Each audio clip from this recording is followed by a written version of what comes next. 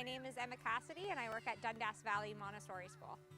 So main takeaway points that we got from the workshop was definitely about collaboration and working together as a team. Really using our skills and what's around us in nature to really engage in a learning opportunity. I really took away that outdoor learning is definitely a great way to start a day.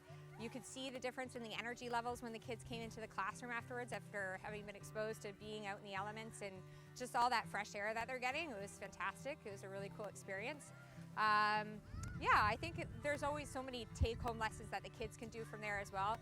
Jill was awesome. She sent us some follow-up work that we could do to engage with the kids to really question what was the process for them like, and how could they turn this into an opportunity that they could bring home with them as well and engage with their friends as well. So that was really cool. I think there's so many different ways that you could take that lesson and stretch it to the classroom. You could stretch it to math, you could stretch it to your language, you could stretch it into an art project. You could take it and spread it throughout the whole curriculum, really great experience. I would definitely 100% recommend this workshop to others. I just started working at this school this year and this is definitely hands down one of the coolest experiences that I've had this year.